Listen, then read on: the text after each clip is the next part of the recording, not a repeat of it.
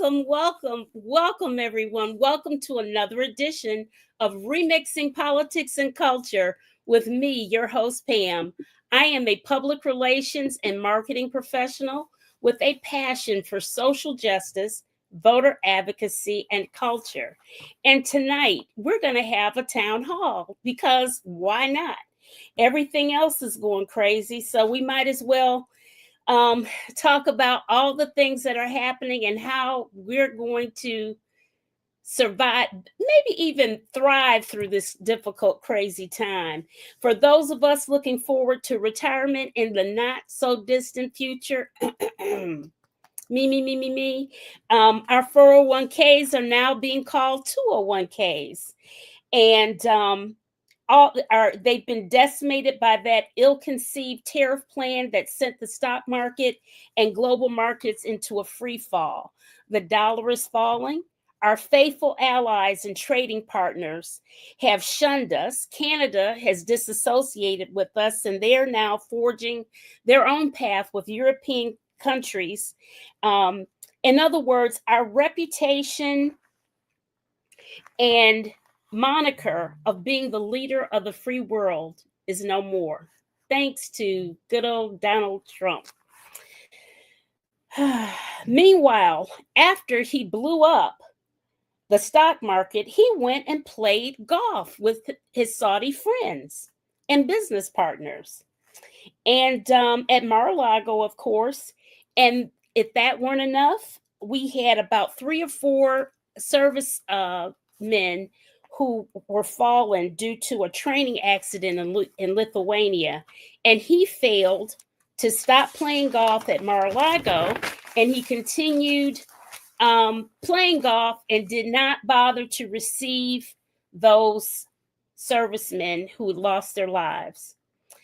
Literally, guys, the house is burning down, and apparently there are no firemen or women on the Republican side who are able to extinguish any of the flames that Donald Trump, their leader, is putting on our country. In this town hall, we're going to talk about all of this and more.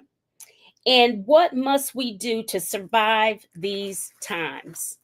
Coming up first, I have Clyde Allen of Detroit, Michigan. He is a Politico and stays on top of the latest happenings in the news cycle.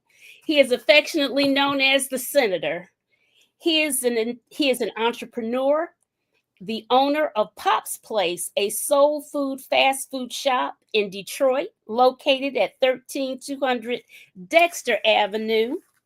He's reopening in just 2 weeks in time for spring, just in time for spring. Welcome back to the show, Clyde. Thank you, Pam. Thanks for having me. All right. Next up, we have Mary Rarick. Let's see. Okay. Mary, there she is. Mary leveraged her guilt and rage hangover from 2016 to step off of her privileged sidelines to start organizing for Democrats. Mary is known as a super connector. She is the volunteer coordinator for the Multnomah County Democrats and is a producer and host of You Can't Beat Blue video podcast. She lives in Portland, Oregon with her wonderful husband and their tuxedo cat, Paul Newman. Welcome back to the show, Mary. Thank you so much for having me, Pam. Absolutely. Next, we have Dr. Ronald Charles. He is the Chief Medical Officer of the Ingham Community Health Centers in Lansing, Michigan. Dr. Charles is a native of Detroit, Michigan, and is a board-certified internist. He is a fellow of both the American College of Physicians and the American College of Healthcare Executives. Welcome back to the show, Dr. Ron Charles. Thank you for having me, Pam. Absolutely. And next up, we have Renee Schalk. There she is. The screen is so small, I wonder. Renee Schalk. Renee is a graduate of Columbia University and a proud mother of 4 adult children and 7-year-old triplets. Yes, she is a Wonder Woman. She was a candidate for the Williamson County, Texas Precinct 3 Justice of the Peace. She relocated from Texas back to her native New York City and began practicing as a doula. She is a diehard Democrat and campaign organizer and staffer. Welcome back to the show, Renee. Hey, Pam, thank you for having me. It's a pleasure to be with you. Absolutely. And last and certainly not least is Latrice Davis. Latrice is a senior court clerk in the Queens County Criminal Court. She is also a member of the Queens Community Board 6, where she has served on the Aging, Social Services, Disabilities Committee, the Land Use, Housing, and Landmarks Committee, and so much more. She is active in numerous community events, and Latrice is also a former reporter for the Associated Press. Welcome back to the show, Latrice. As always, Pam, thank you for having me. Good evening, everyone. Absolutely. Okay, we got some people saying hi in the comments. Good evening, Matt. Hello, happy Sunday, Lee. Hey, Zach, good evening. Okay, so guys, what a mess. All right, so right around 6:30 our Eastern time, because Mary, you're on Pacific time. The Asian markets opened up around 6:30 our time, and our 401ks, now known as our 201ks, are crashing yet again. The futures market is crashing, setting us up for what will happen to our stock market in the morning. I refuse to look at my 401k because my friend calls me and he told me yesterday he had lost maybe about $25,000 or so. And he just put in his retirement papers at his job. Literally, he's supposed to retire next month. At any rate, so let's talk about it. So, Clyde, I'm going to go to you first because you are reopening your business because you took off a little bit of time because you had to do some medical stuff. You have a small business in Detroit. What should we do now as things are burning up all around us economically? How are you moving forward? Oh man, it's going to be tough because everything is going to go up. Everything from the meat I use, the bread I use, to everything. And I'm in the neighborhood, so I try to keep everything kind of cost efficient. But now it's going to be hard. I don't have any choice but to go up on the prices, Mm-hmm. So we'll see how it works out. We'll see how it works out. I'm going to try to keep it as close as possible, but from where I sit, beef, tomatoes, lettuce, all that stuff is just going to shoot through the roof. So I don't have any choice, and everybody around me won't have a choice but to pass it on to you guys. Okay. Well, if you all are in Detroit, all you Detroiters go to Clyde's shop, Pop's place. And at least you know what, you're not a franchise, you're self-made, so we got to support you, right? Renee, what are your thoughts, Miss New Yorker? We got two New Yorkers in the building on this show tonight. Yeah. How you're the only one of us with school-age kids and triplets at that. How are you planning on managing things? Okay. Well, as you know, I have a secret Facebook group that's underground, and I always give people tips on what they can do to get through this process. And I started doing that after Kamala Harris did not win the presidency. Mm-hmm. And one of the things I told people is to start stocking up. I told them back there in November, start stocking up, get your dried beans, start canning foods, grow as many vegetables and herbs as you can that your space will allow. I live in an apartment, but I will be doing gardening in my apartment because I have, as you can see in the background, I have pretty big windows and I get a lot of sun. I tell people to work with your space, start eliminating things that you can't do. If you can own chickens, I would say own chickens, get your own eggs. I mean, but what I'm trying to give people is a way that they can be more self-sufficient. And then when things start happening, they don't have to depend on the market as much. One of the first things I told people is do not wait till you're 67 to apply for your Social Security. Those days are over where you want to max out on your Social Security. You just can't anymore. Apply. I think the rule is you can apply 4 months before you turn 62 now. I say anyone that is going to be eligible to apply for Social Security this year should do it. I'm not saying Social Security would go away forever because we don't know what's going to happen with the next administrations. We could have the smart young people come up behind us who can figure this out. Before now, this is where we are. So I say apply for your Social Security as soon as you can. If you can sell your stock in the market, sell it now. You could always think to reinvest in some other area that is not going to be as harmful. And what I mean by that is land and products and tangible items that will always be there for you to, form communities. Communities to invest in some of these things and take your singularity money out if you can. Those are just my advices to people that I know. And one last thing, if you do not have a passport, particularly as a Black person, shame on you. I just went Saturday to renew the triplets passports, and I'm not saying the country is going to crash or anything like that, but if you need to be able to get out of the country for a little while to reprieve and to just get your whatever back and just take a rest, you need a passport, even to go to Canada. So all Black folks, all people, but particularly Black folks, get your passports. It's not that complicated. They're not very behind right now. I thought they would be. They said, no, it's a standard 4 to 6 weeks that it takes. And so that's my quick answer to that. I mean, it's not a quick answer, but those are my little points. Thank you for asking. They're very good, very, very good points. Does anybody else have any comments on that? Because I had some other questions for the rest of you guys.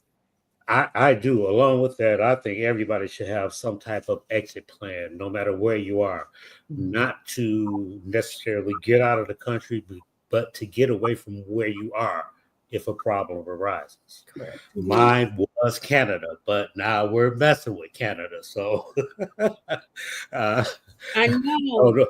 I have to change up plans, but I'm definitely going to have an exit plan to get away from trouble if trouble arises. But you know what, though, Clyde? Think about it. Canada, they keep saying to us on the television, they keep saying, the prime minister says, listen, I have no disrespect to the American people, but your leader I know is him. Because growing up in Detroit, there is nothing but mad love and respect with the Canadians, period. This is Went just to amusement parks there growing up. Bablo was there, so we'll ride the boat over to Bablo, over to Canada, stay all day, and come back home. I mean, and I'm going to say, as a New Yorker too, we have a border with Canada as well, and they love us, and they're not mad at us because they're welcoming us. What they're doing though is they're not going to vacation in America. Yeah. So there's going to be a lot of revenue loss for Vermont, Maine, New York, other places, Michigan, where they come over and they spend their money here in the States, and they're not doing it. But a lot of Americans have decided that they're going to spend their money over in Canada to support Canada, because the Canadians don't dislike us as Americans, as you say. They got family members over here, and we have family members over there. Right. And honestly, they particularly like Black folks, so that's all I got to say. Yeah. All right. Zach says that he's going to see if the Detroit cycling community will support you, Clyde. There's usually a ride almost every night during the summer. Sounds like a winner. I really appreciate that. Okay. Zach, I'll make sure you get a flyer to know his location, and you can see his menu and stuff. Okay. I'll do that. All right. Let's see. Where's Mary. Here it is. Okay, Mary. What do you think the Democrats must do now to gain back the House, to get back the momentum? Because I'm still hearing this question about, okay, it seems like the Dems are getting their mojo back, they're fighting back or whatever. It took them too long to get their bearings or whatever. What must we do now? Well, the leadership needs to follow Senator Booker and do something extraordinary, because the old rules don't apply. Mm-hmm. And everybody else trying to meekly and mildly follow rules and all that just doesn't going to work. Mm-hmm. I can speak from the other side, which is all of us, and white folks in particular. We need to get organized. We need to be talking to friends. We need to be talking to neighbors, because I mean, it starts with us having those conversations. And my people, we're not so good at that. We've fallen down. We don't talk politics. We're nice. We're quiet and all that. And it does not work. And I can see now that it's beginning to hit people who look like me. They're waking up a little bit, but totally we need to get organized. We have to have those conversations. Right. Absolutely. Absolutely. Clyde, everybody's taking an interest in your pop shop. So Lee is in St. Louis, and she's telling you need to advertise to the summer school programs. Oh, okay.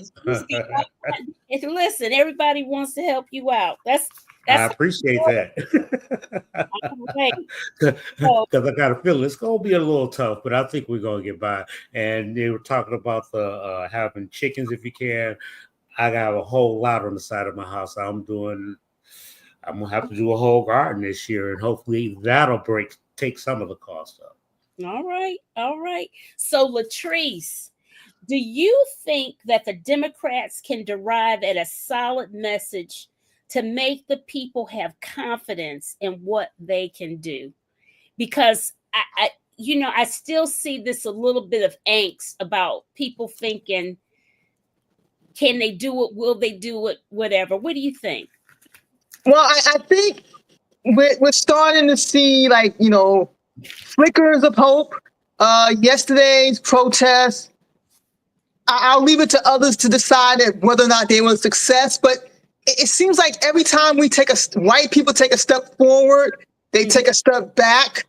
I don't know how active you are on social media, but I'm sure some of you have seen the chatter about the bouncy house.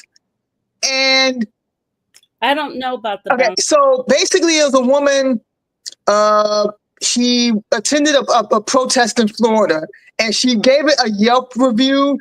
And she said basically she gave it 8 out of 10, and she was saying she deducted points because they didn't have anything for children to do. Her son was bored. Maybe there was a bouncy house set up, and when I read the post, my thought was, this isn't a carnival, it's a protest.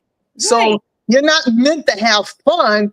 Yeah. And on top of that, even though there was no police, no major arrest, nothing serious happened, anyone who's been to a protest knows that things can go left pretty quickly. Absolutely. And so when I read the post, I just thought to myself, is she aware of, is she cognizant of what really happens at protests and why we're protesting and how protests operate?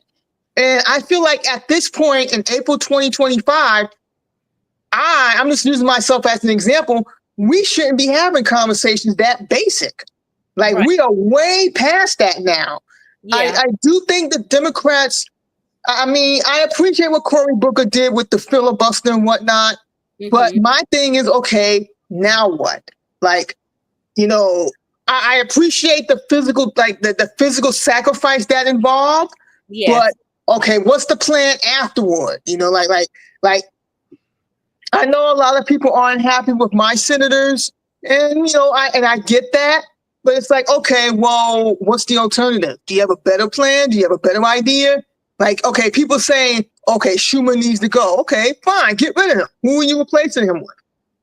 And you get crickets. So that's the thing that irks me about the Democrats, is that, or at least the people on the far left, when they're very quick to complain, but then it's okay, well, what's your plan? Do you have better ideas? And then you get crickets.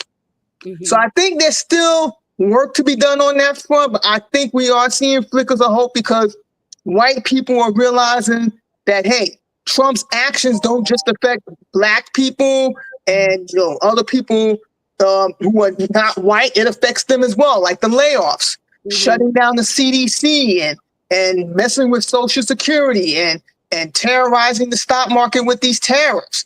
I personally, I can't afford to retire right now. I'm not even on the other side of 50, so I can't even think about retirement right now. At my job, I recently just got vested, which means I'm eligible for a pension. Yay. But again, I can't even think about collecting. I'm not even 50, never mind 60, 62, 65. Will Social Security be around when I get to that age? Assuming I live long enough to get there, I hope it is. I do believe it will be. One thing I did, speaking of Social Security, I made an appointment and I went to the office and I got my, oh God, it just came up to my tongue, but like basically it's like a breakdown of your income every year, showing what you put into Social Security. So I picked that up and I would encourage others to do the same if they can. Right. Okay, to the answer to Schumer, the answer to that is younger blood, more aggressive blood. You know what I'm saying? You just can't sit up and just give them everything and don't get back nothing. That was absolutely ridiculous. Didn't make any sense to me at all. Nancy even stood up and said, I would have gave him that for nothing and didn't come back with nothing. Come on, you know better than that. And talk about, well, if the government shut down, yeah, I get that. If the government had shut down, they would have left it shut down. But we're at the point now to some of this got to happen so people can really see it, so we can address it and change it. Well, I think people are seeing it now. Like one of the things that kind of gets my goal is when I see these media stories about people who regret voting for Trump, and I'm thinking to myself, well, I mean, that's too little, too late now. Like, what do you think we were sounding the alarm about back in 2024, and even before 2024 when he was in office the first time around during the pandemic? Before the pandemic. I mean, so it's not like, oh, you didn't know what you was getting. You just didn't think it would bite you in the butt. But now that it has, now you're like, oh, I regret voting for Trump. I'm talking about us. Okay. Later for them. I ain't got nothing for them. I'm talking about us. All right. You know what I'm saying? What are we going to do? Okay. As I always say on this program, more Malcolm, less Martin. Okay. Now, speaking of which, since it's Latrice kind of helped me out here with the segue, because we gotta get Dr. Charles in here, get him in the conversation, then we can have our conversation. I have a specific question for him. Okay, Dr. Charles, Health and Human Services has cut thousands. I want to say 10,000, but I can't remember. Of employees. Robert Kennedy claims that many workers will be called back because they realize they may have made a mistake. Okay, I understand all the USDA people got called back and with back pay and what have you. We're in the middle of some measles outbreaks. Another kid just died. I can't remember what state that kid was in. Texas? Was it Texas? There was one that just died, announced today. That might be California. I do remember reading something about that. Yeah, somebody just died like today, I heard. So well, I think Kennedy's on his way to Texas because they got 300 cases in Texas. So I think, I'm not sure. Sure. But at any rate, Dr. Charles, here the CDC, everything's been cut back. The CDC isn't even able to do their external communications like they used to do regularly. And so the American Medical Association has set up a YouTube page. But really and truly, how do we maneuver in this world without adequate health information access? What do you suggest as a physician?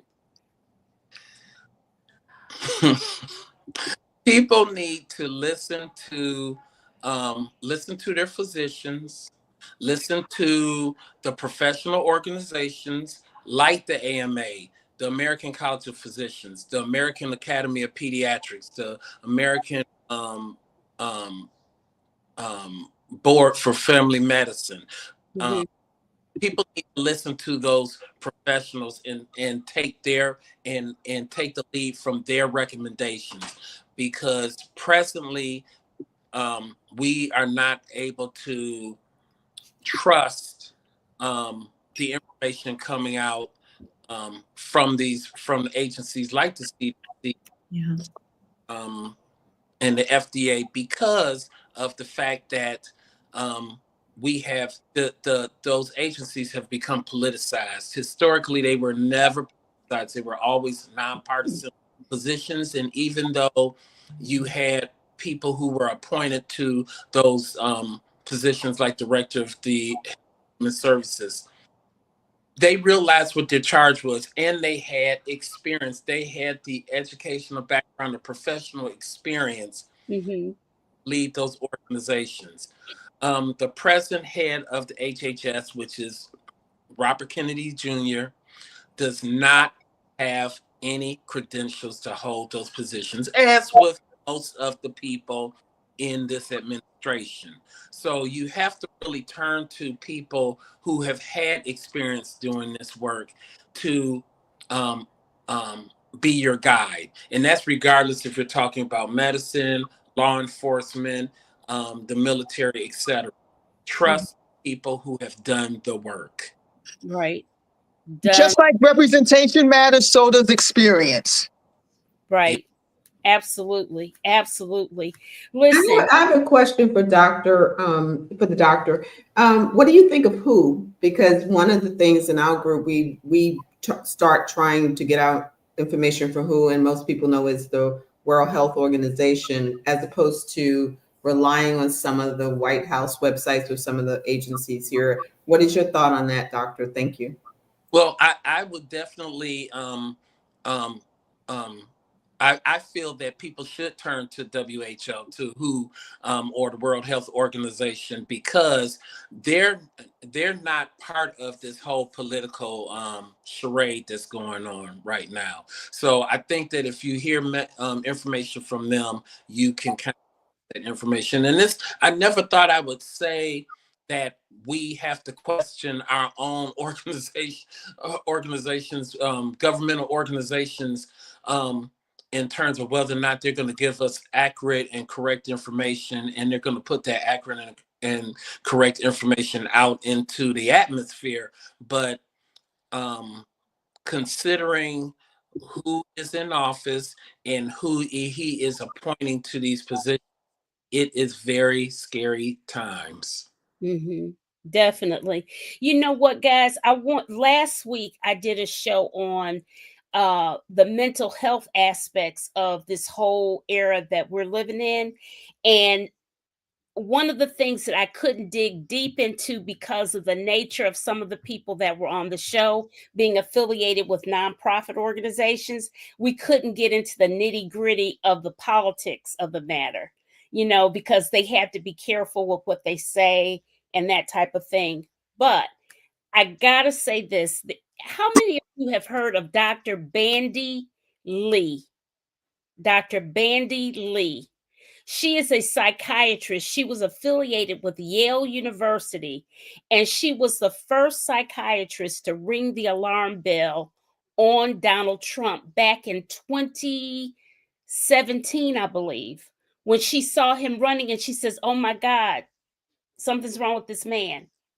Something's wrong with him. He's not right. He's not right." And she even wrote a book that says the duty to warn.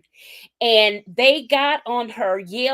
She ended up leaving Yale, well, really being dismissed from Yale, because her work, they said, violated the Goldwater rule of diagnosing someone without them being a patient, which she didn't do.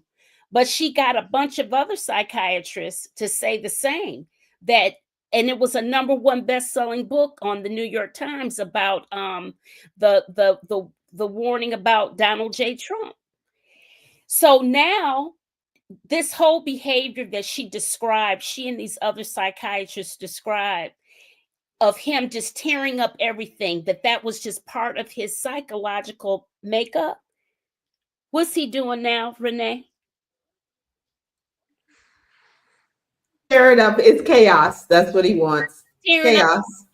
And everything is so chaotic and what have you. And my fear now is that the genie is out the bottle, and everything financially and with the trade and everything is based upon trust.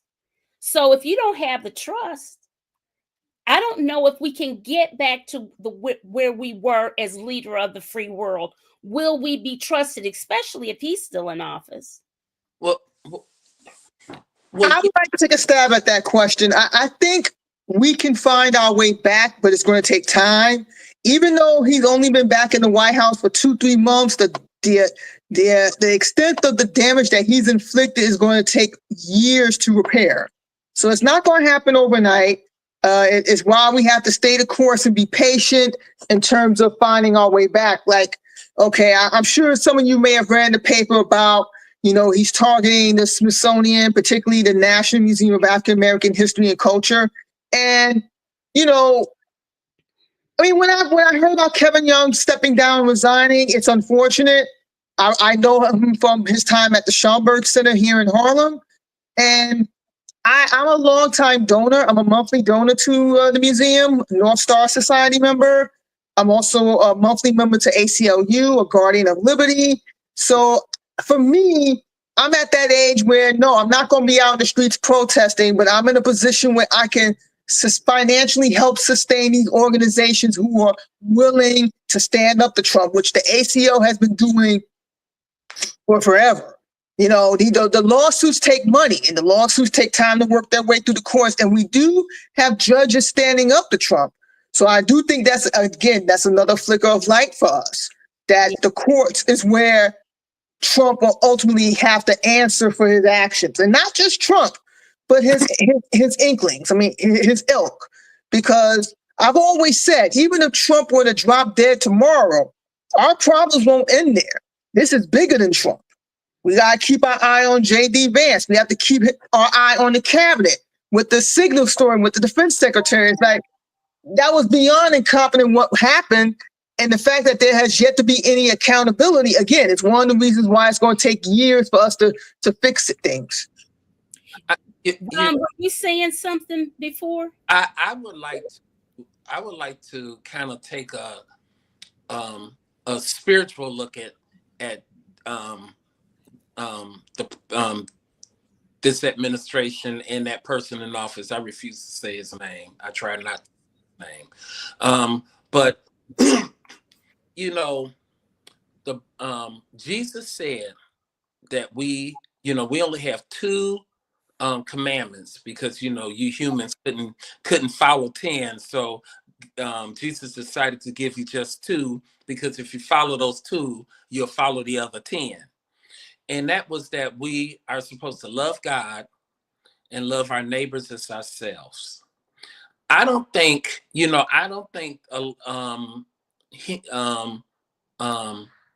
that man and the other people of his, and the other people that are supporting him, meaning the people that are working for him in his administration, I don't think the light of the Holy Spirit is in with all of us, but I think they're either ignoring that Holy Spirit, or they are suppressing the light of that Holy Spirit within themselves, or they just are oblivious to the Holy Spirit. And so, for example, he doesn't like himself.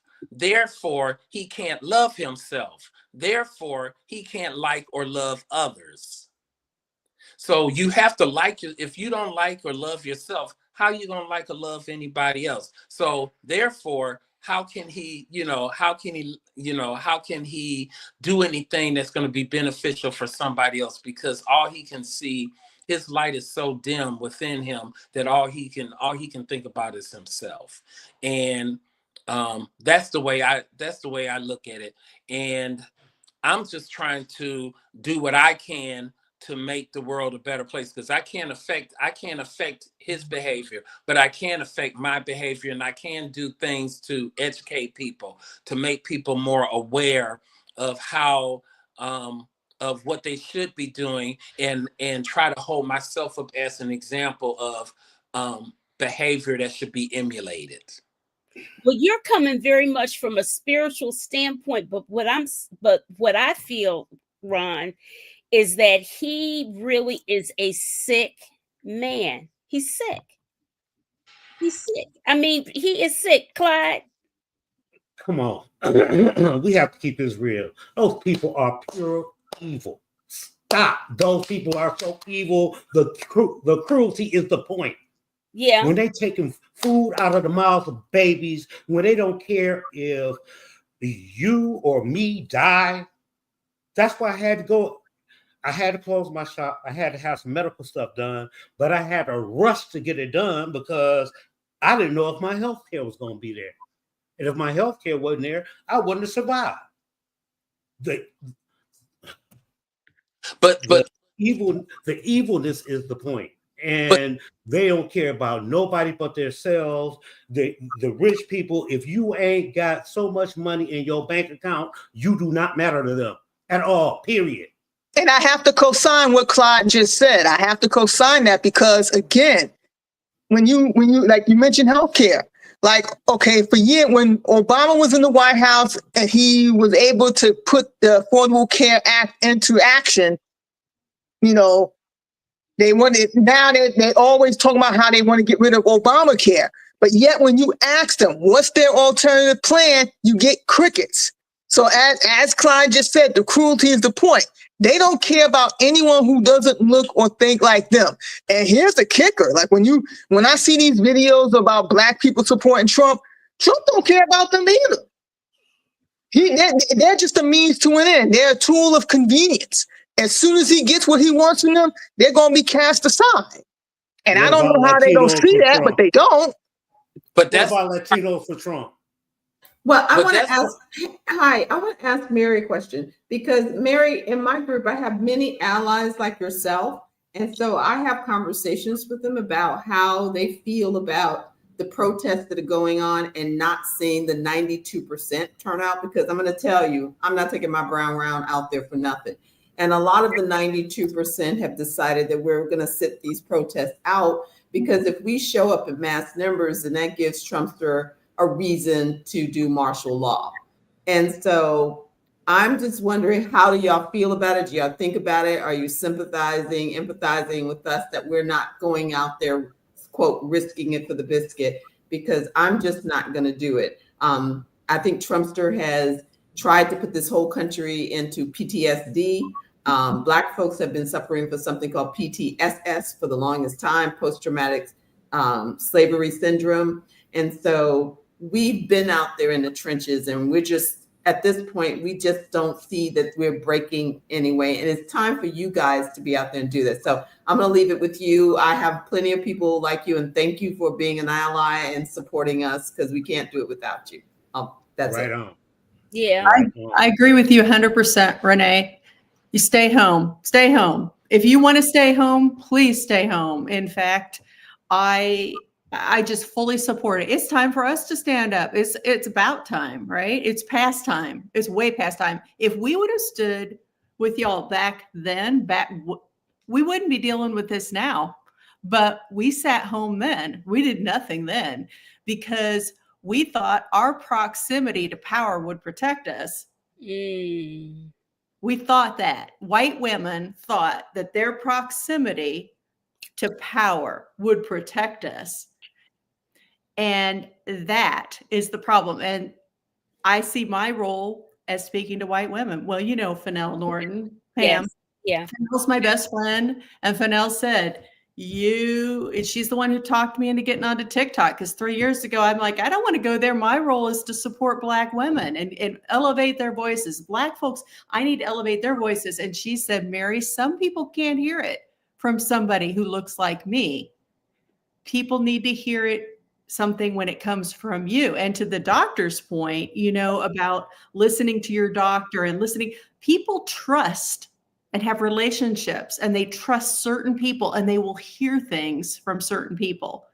So I need to get out there. I need to be out there organizing. I need to be talking to folks. And I saw it yesterday. There are people who have never gone out and done anything before. And I organized from my building. I live in an apartment building too. So I organized from my building and we walked over, and I've got the owner of Mother's Bistro, a local restaurant here, called me up a couple of weeks ago, and he's organizing little democracy salons there at his restaurant and getting folks together to talk about these things. And in this, he understands. I mean, we understand we have to support small businesses. We have to use our money. Our money is our vote right now. We don't have to wait for midterms to vote. No. We can stand up right now. And even if we've cut back how much we eat out, guess what?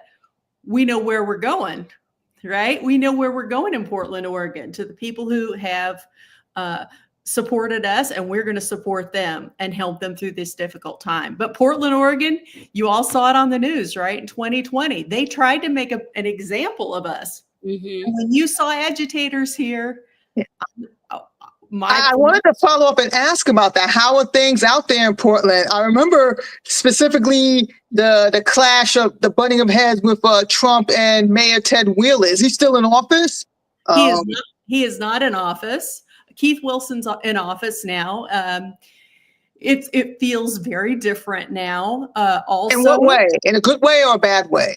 In a good way. We're optimistic, but we've really got to get to work. Keith Wilson came in with the promise to basically help our homeless neighbors to get and he understands it's not a simple fix. It's about more than sweeps and that, it's not that. That's not helping people. People don't want to live. No one says when they're little, when I grew up, I want to live on the street. Nobody does.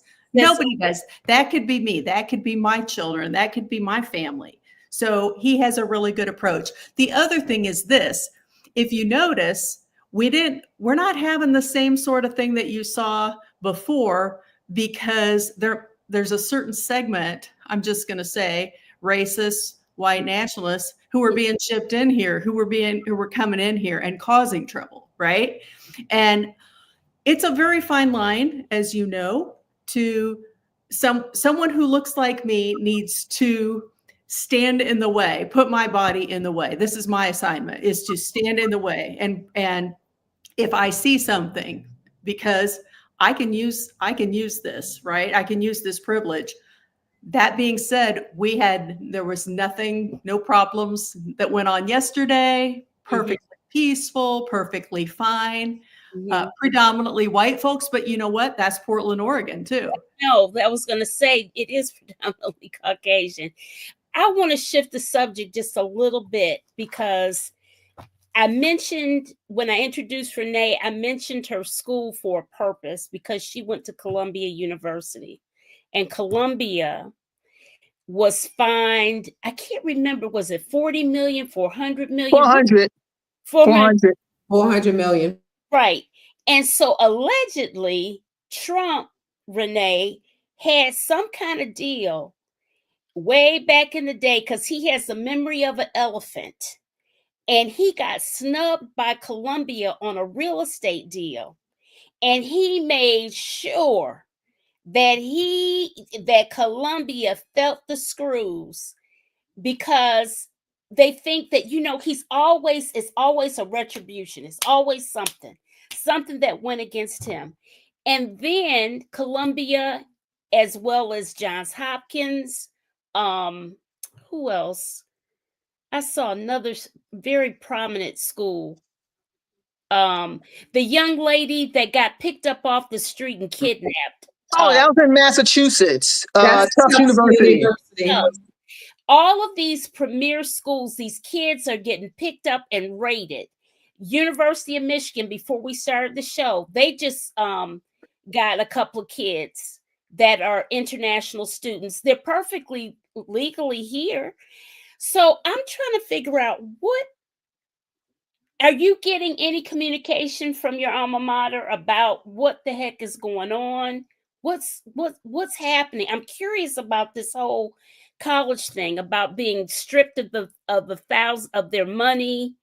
One of the premier things about being an American is our schools. and who we attract to our schools. Right. Columbia sends out, because I'm an alum, they send me stuff all the time. And it's basically just propaganda to explain away their position. The president of Columbia University, and she's fairly new, just recently put out a communication that went on, mainstream media to say that we're going to stand up for the anti-Semitism, and we're going to continue to stand up for anti-Semitism. But this had nothing to do with anti-Semitism. Right. So they're using anti-Semitism as a way to, exactly, as you know, using it as a crux, like you said. They're using it as a way to explain away the actions that they did not stand up for the student. Now, I can say Tufts stood up for their student. The president actually put out an announcement to bring our student back and bring her back with unharmed.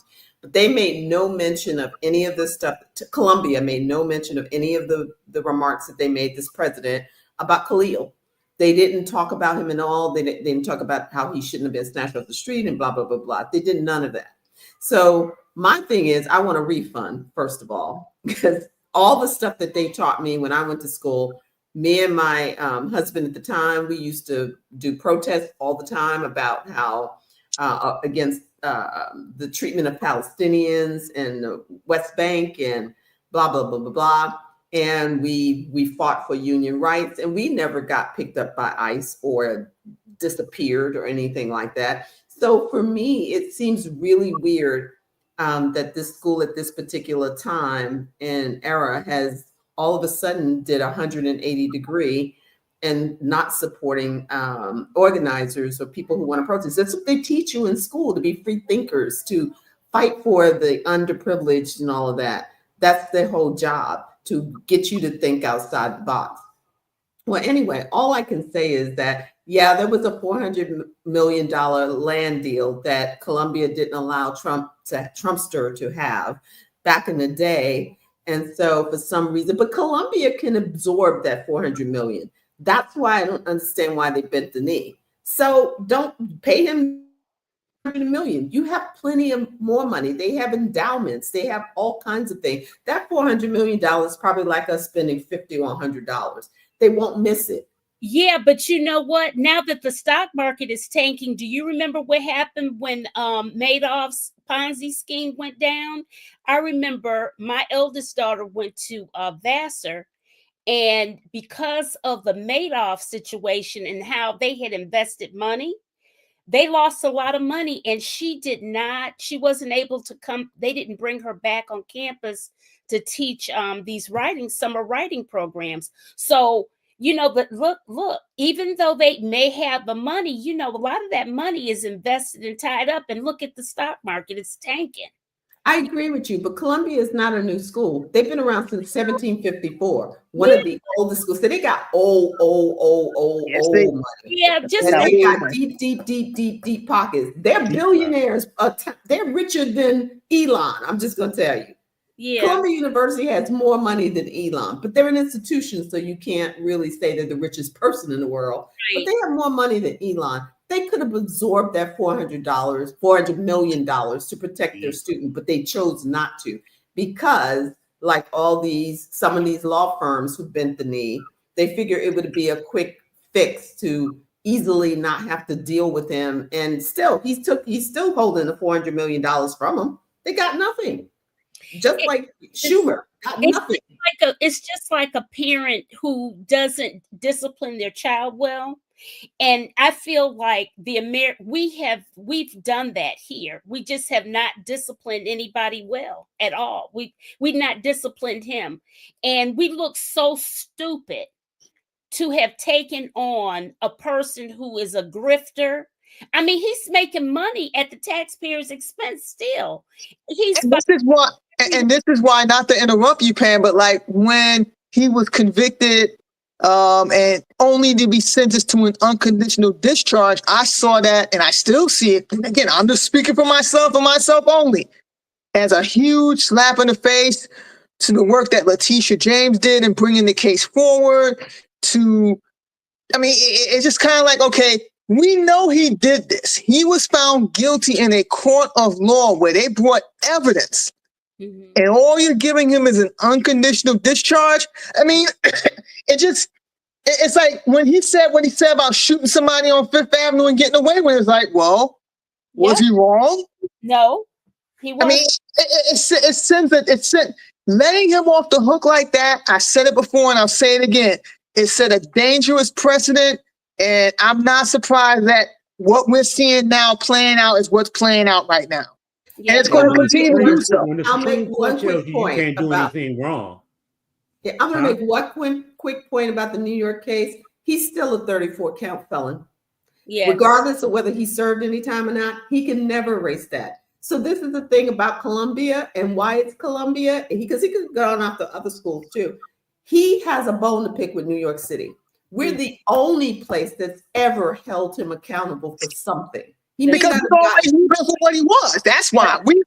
You're a New Yorker, Renee. So you and I know long before he rode down that escalator that he was a knew who he charlatan. We've was. always known that. That's correct. And so New Yorkers have always held his feet to the fire. His businesses, his The scams, bankruptcies. So he always had a bone to pick with New York City. And of course he was going to come after us first, whether it was our universities, whether it was our judges, whether it is whatever. And that's why he's in cahoots with Adams. I mean, look at what he's done with, he is always going to have a target on New York City. See, you got me fired up now. We're in my wheelhouse. But that's a separate topic. Hold on, Latrice. So, Dr. Charles, with all of the prominent medical schools and things that we have in our country, and your position as a chief medical officer, what are you concerned at all with some of your physicians being able to stay in the country or maybe being picked up or whatever? Do you have any of those concerns in your profession? Well, there was recently a physician at Henry Ford Health System who is being detained because she attended a funeral outside the country, and they said it was a funeral for a leader of Hamas, or a member of Hamas, and because of that, they have not let her back into the country. Now, this is a woman who is a practicing physician. She's not a resident; she's a physician, and they will not let her back into the country. So, therefore, now Henry Ford has been trying to petition for her return. Now, and a doctor, what is she? I don't remember what her specialty is, but her patients are being affected by her not being able to return. Her colleagues are being affected by that because they have to absorb her patient loads. Yeah. And kind of cover for her. So that whole healthcare system is being impacted. Patients, other physicians, staff, etc., because this one physician is not being allowed back into the country. But the thing that really concerns me, I mean, that's a major concern of mine. But the other major concern of mine is what's going to happen with Medicaid. Yes. Medicare, and especially with Medicaid, because Medicaid is for community health centers, which are for Medicare, for patients, which for community health centers, which are a major stopgap for care for people without insurance, or for the Medicaid population. Medicaid, those health centers depend on Medicaid. 60 to 65% of their revenue comes from treating Medicaid patients. Right. So you're talking about cutting Medicaid by 800, I think they said something like $800 billion or something like that. 900. Thank you. What is the impact that's going to have on those healthcare organizations? It's going to, as it is, I know in the state of North Carolina, you hear about the Triangle region where I live, and you hear about the Queen City, Charlotte. But North Carolina has a huge rural area, big. And so a lot of those hospitals and stuff have closed up because we didn't expand Medicaid fast enough. They just expanded Medicaid in this state after 10 years, just a year ago. And people are just signing up like crazy, signing up and getting treated as they should. Everybody, healthcare is a human right. Healthcare is a human right. But without Medicaid, I don't know. We're going to be cooked. If you're taking $900 billion from Medicare, that means you want people to die. Mhm. You want people to die. Yeah. That's all that means. Yep. And for me, it kind of looks like, okay, if you sick and you poor, you out of here. If you healthy, you poor, we need you to work. Right. That's what it feels like. Right. Because if they're cutting $900 billion from Medicaid, people are going to die for sure. If they're taking all that money from Social Security, people going to die because they're waiting to get on Social Security to get service. Those people are going to die too. And the majority, if for Medicaid, the majority of people who are beneficiaries of Medicaid are pregnant women and children. Mm-hmm. That's the lion's share of the people on Medicaid.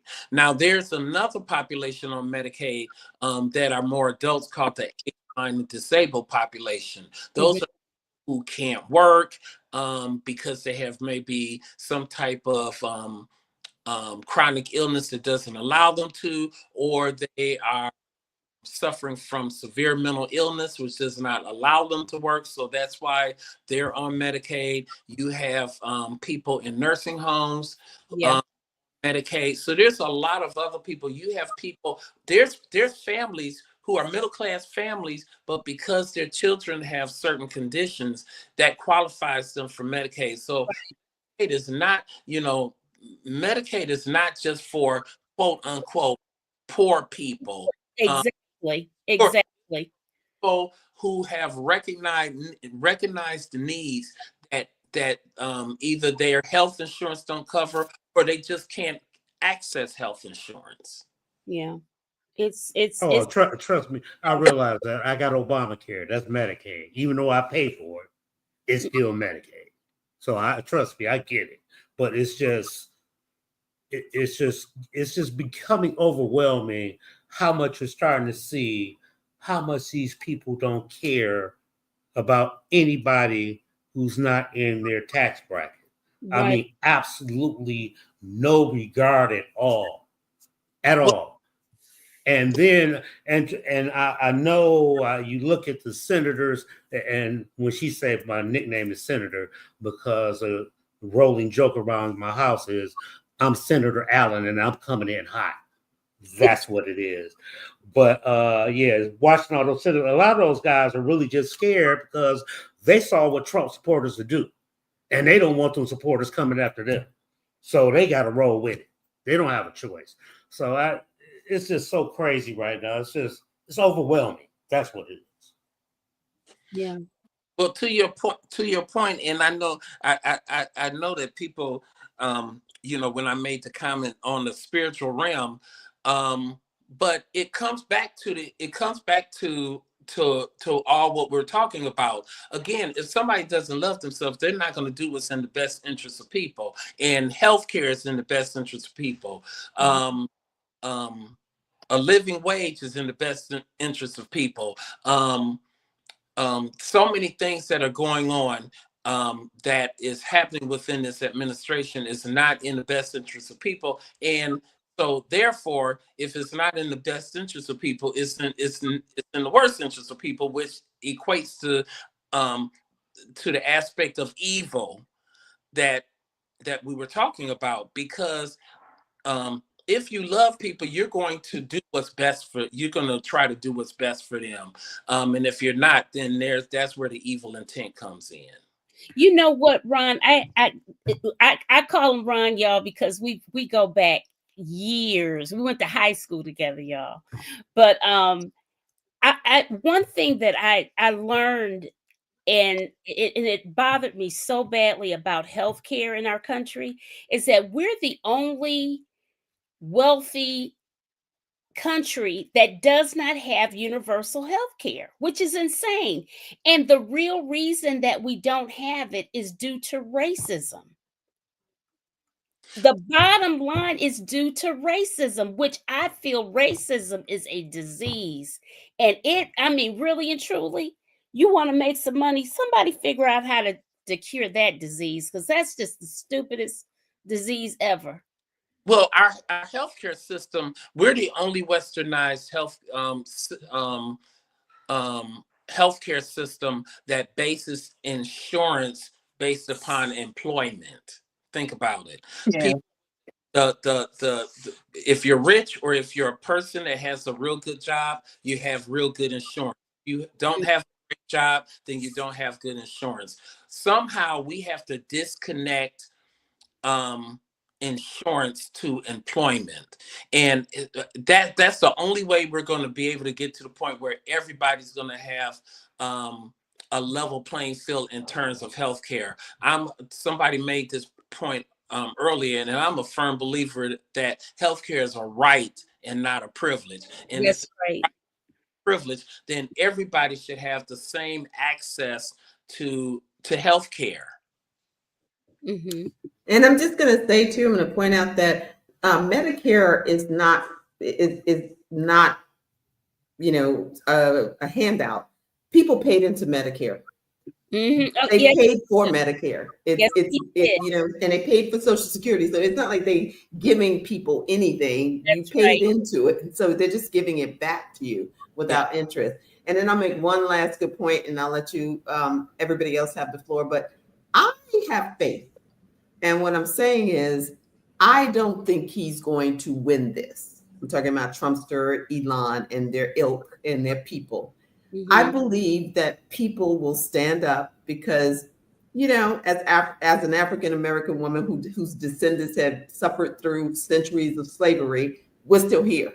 I'm still here. They're not going anywhere. My children are still here. So I believe Americans are going to stand up, and Mary, allies like you will help us get through. But it also took allies like you to have skin in the game to really get involved and want to do something. When people have skin in the game, when they're losing their Social Security, when they're losing their 401k, It's a game now changer. they're starting to pay attention, and they're willing to go out there and stand in the streets and fight for something, even if it helps us. So on a good note and positive note, they're not going to win. We're going to do this. I mean, look at the Wisconsin Supreme Court state race. Look at Pennsylvania. Look at all those red districts that swung half the points back. People are pissed, and we got this. That's all I'm going to say. We got this. We the people got this. And okay, I gotta. Can I speak? Go ahead. You go ahead. But I just want to say, what about that 65,000 votes they tried to get rid of in North Carolina? Oh, don't even get me started. That's another show. Come on. Okay, I'm sorry. I'm sorry. I didn't mean to get nothing started. No, that's a very legitimate concern, because we got to figure that one out. I don't know what. And wait a minute. Let me tell you this before I turn it over to Mary. Do you know that dude has the unmitigated gall to have received his JD degree from an HBCU? Yes, I read that.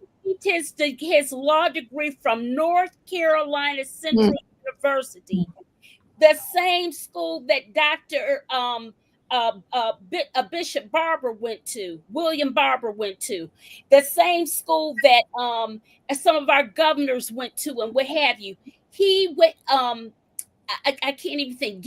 I can't think of all the names. But the bottom line is, do you think at an HBCU law school in this country would teach anything about disenfranchising people's votes?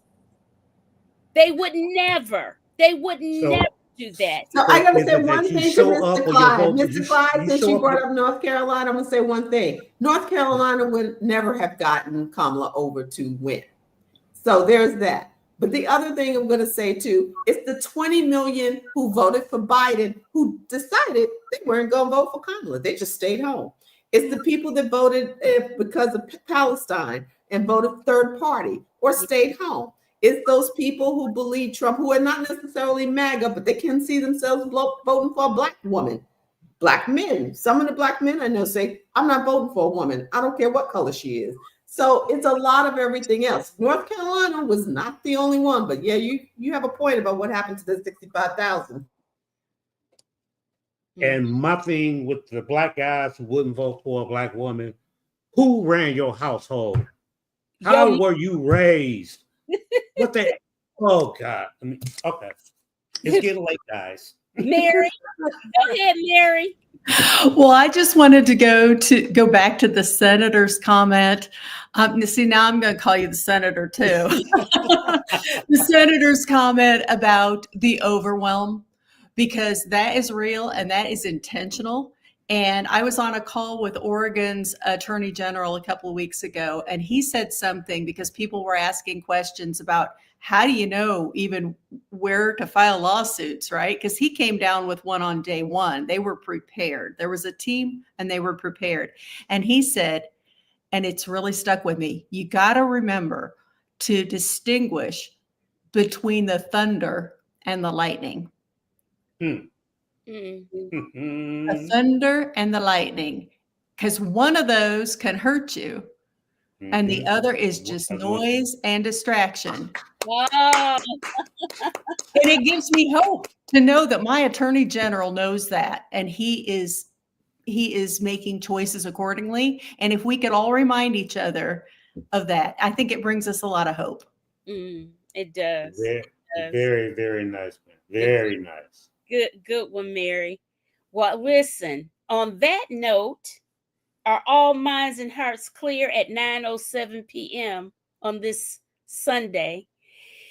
We'll take some deep breaths before we hear the news tomorrow to see where the stock markets shake out at tomorrow. And hey, Pam, you know I would like to offer a political prediction because we touched on this earlier tonight. Since this is in my neck of the woods, Adams will not be reelected as mayor. I don't know who the next mayor is going to be, but I will say it tonight, April 6, 2025, it will not be Eric Adams.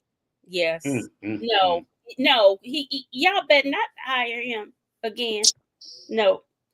Mr. Independent now. He'll be Mr. Independent. Nah, I think he bent the knee for Trump. The question is how far and how low, but I definitely get the feeling that he and Carlos Wilson and those guys, they bent the knee. I'm going to be like Kendra. But that's another topic for another night. They not like I'm glad that judge stood up, like though. I'm glad that judge did what he did, though. That's one good part about it. He did it. The judge who handled it very well. Yeah. With no, y'all not gonna keep just bringing this back. Either we doing this or we ain't. That's what it was. All right. Well, let's all sign off and wave off to our audience. Thank you, audience participants, for participating. Thank you, my guests. Thank you all so much for a good town hall. And I hope I always learn something whenever I do this show. Always learn something new. Thank you, guys. Good night. Thank you. Good night. Continue to stay safe, everyone.